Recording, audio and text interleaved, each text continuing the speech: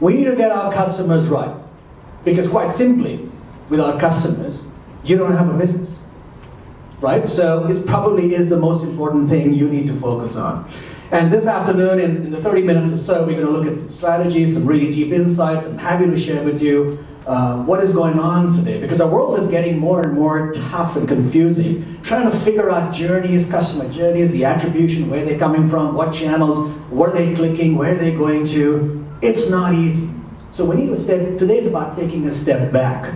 Take a little step back, take a little breather, and see what we can do to really get this right.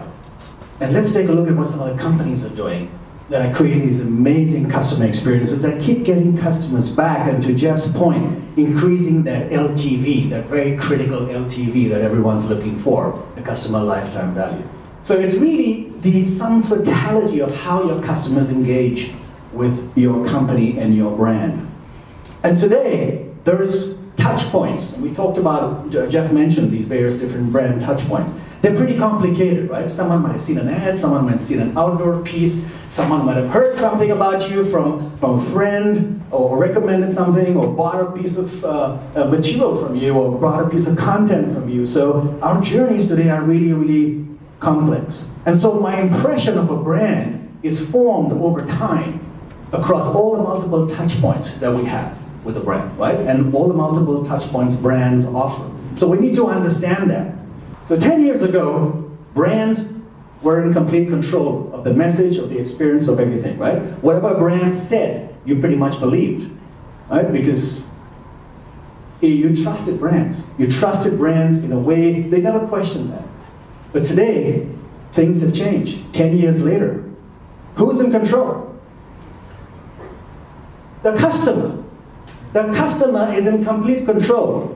And don't kid yourself to think that if you're head of marketing and you have $1 million budget that you can control people's minds and buy your product and buy top of mind awareness, because you can't. You can't do this anymore. Because people are smart. We are incredibly smart today, and we are hyper-researching everything we buy. The more value, the more research, right? We don't trust advertising anymore. When's the last time you saw an ad and bought a product? Show of hands. Not a single hand goes up here. And yet there's millions and billions of dollars being spent on advertising. Good question to ask, right? Things have changed. Our consumer behavior has changed fundamentally.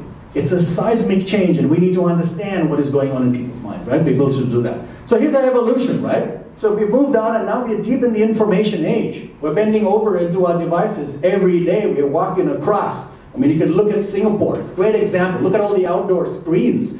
No one's looking at any of those outdoor screens. The only screen they care about is the one in their hand, right? That's what we are doing today. We're deep in the information age, and we're hyper-researching everything because we can, right? Because we are empowered today. So brands no longer have control. What's going on, right? And if consumers have control, why is most of the traditional customer experiences going the old way? Right? Why are we marketing the old way? Why are we marketing like it's 2007? Most of us are. We're still pushing messages out, right? We don't care about the end user. All we care about is a transaction. And I hope we don't in this room, right? Because that's something that I'm going to fundamentally change in your minds today. We shouldn't be concerned about the transaction. We should be concerned about the relationship.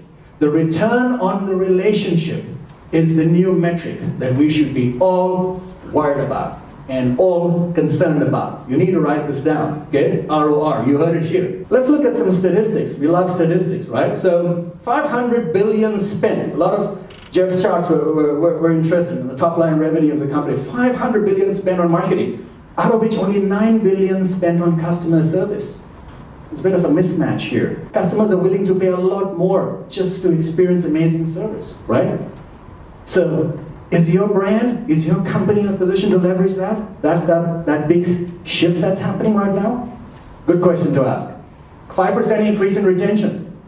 25 to 85% increase in profit, right?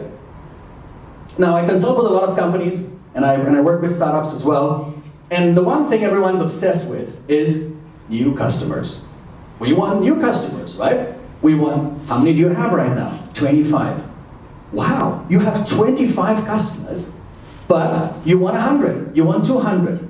But the big question is, what are you doing with those 25 customers to convert them into your most loyal brand ambassadors who are going to do your marketing for you? And everyone's like, we don't know, nothing really. Well, if 80% of your business is going to come from 20% of your customers, then what are you doing to really create loyal brand ambassadors out of those first few customers who will do your marketing for you? Right? That's a question you need to ask. Now, we all lose sight of this in the bigger picture thing. We all love new customers more. We want growth. But your business growth is going to come from your retention. Your customer retention is going to be key. We also know it costs about 5 to 10 times more to acquire a new customer than to keep one. Now, how many of you have been to Disneyland, Disney World? Awesome. Great memories, right? Yeah. That's one thing they want to create, memories. Right? They want to create memorable experiences. Yeah? They move from required to remarkable.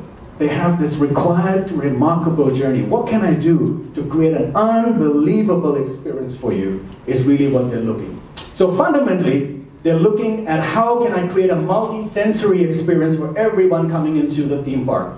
And how can I create thousands of micro moments that will result in a massive memory for all my customers. In a world of competition, in the world of obtaining products and services, of blurring products and services, businesses who outcare and outlove their competition will see the biggest returns, right? This is a key point for you to understand. If you outlove, right, or outcare your customers, you are guaranteed your customer is going to stay for you for life and beyond.